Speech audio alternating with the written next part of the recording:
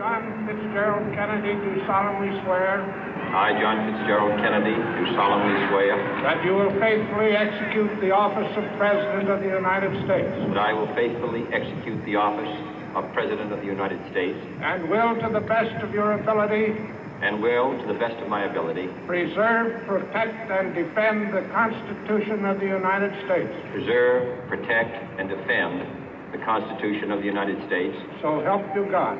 So help me God.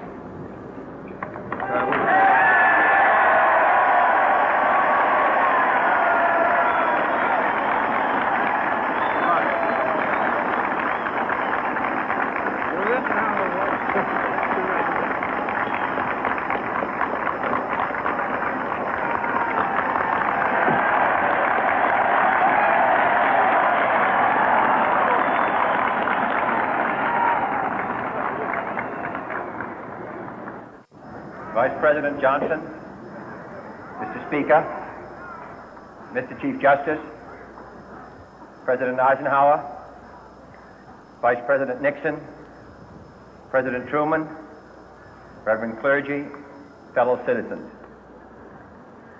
We observe today not a victory of party, but a celebration of freedom, symbolizing an end as well as a beginning, signifying renewal as well as change.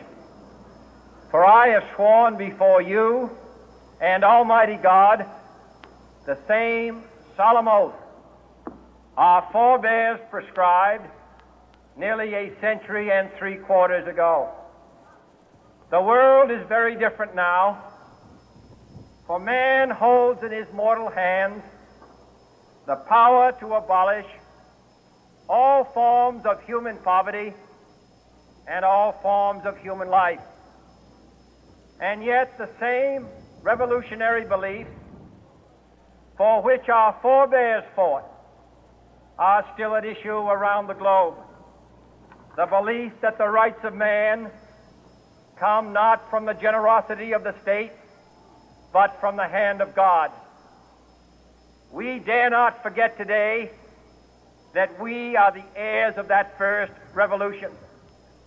Let the word go forth from this time and place to friend and foe alike that the torch has been passed to a new generation of Americans born in this century, tempered by war, disciplined by a hard and bitter peace, proud of our ancient heritage, and unwilling to witness or permit the slow undoing of those human rights to which this nation has always been committed and to which we are committed today at home and around the world.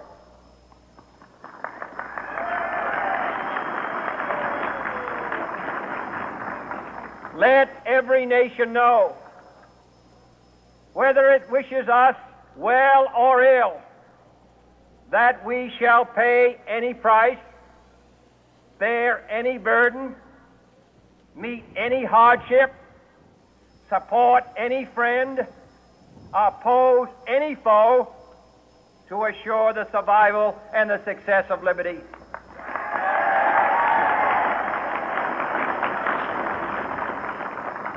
This much we pledge and more. To those old allies whose cultural and spiritual origins we share, we pledge the loyalty of faithful friends. United, there is little we cannot do in a host of cooperative ventures. Divided, there is little we can do, for we dare not meet a powerful challenge at odds and split asunder. To those new states whom we welcome to the ranks of the free, we pledge our word that one form of colonial control shall not have passed away merely to be replaced by a far more iron tyranny. We shall not always expect to find them supporting our view, but we shall always hope to find them strongly supporting their own freedom, and to remember that in the past, those who foolishly sought power by riding the back of the tiger ended up inside.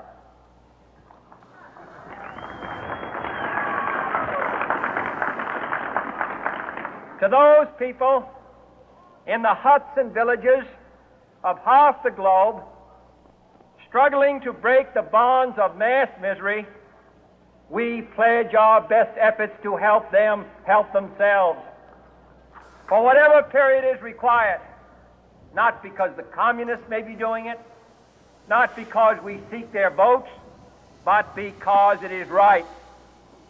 If a free society cannot help the many who are poor, it cannot save the few who are rich.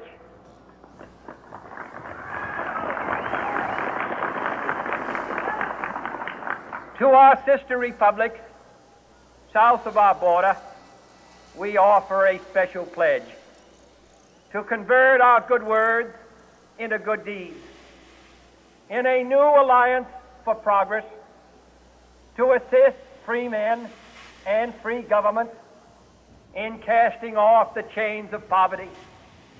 But this peaceful revolution of hope cannot become the prey of hostile powers. Let all our neighbors know that we shall join with them to oppose aggression or subversion anywhere in the Americas. And let every other power know that this hemisphere intends to remain the master of its own house.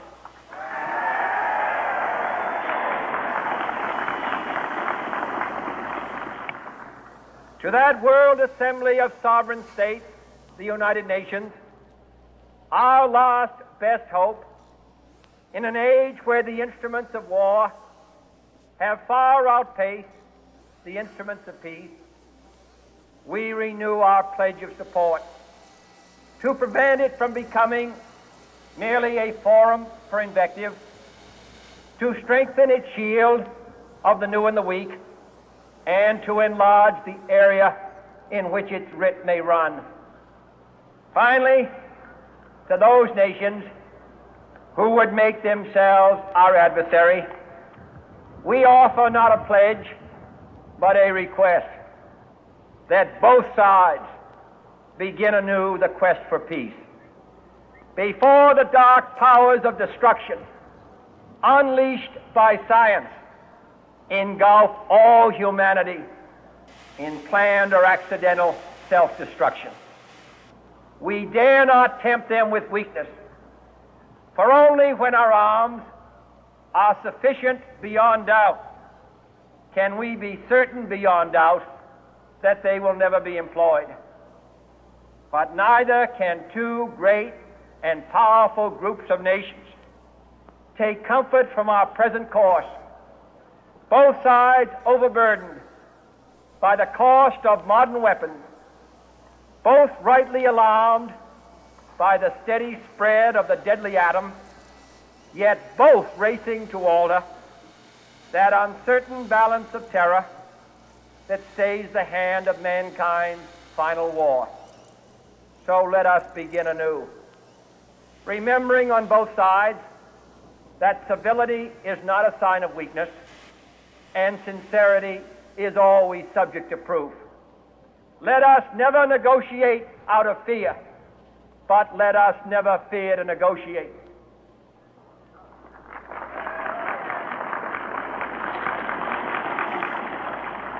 Let both sides explore what problems unite us, instead of belaboring those problems which divide us. Let both sides, for the first time, formulate serious and precise proposals for the inspection and control of arms, and bring the absolute power to destroy other nations under the absolute control of all nations.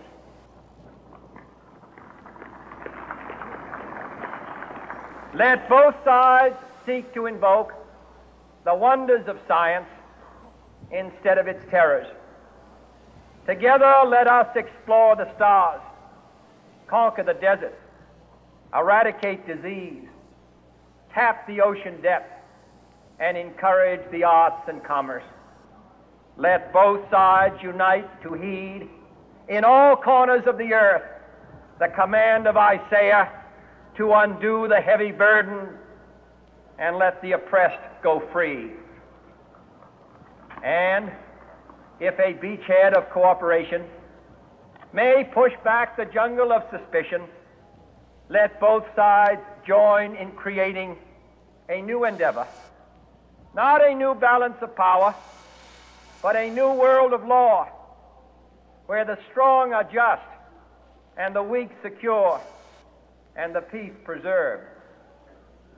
All this will not be finished in the first 100 days, nor will it be finished in the first 1,000 days, nor in the life of this administration, nor even perhaps in our lifetime on this planet.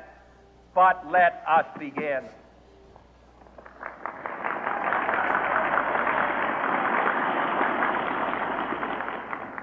In your hands, my fellow citizens, more than mine, will rest the final success or failure of our course. Since this country was founded, each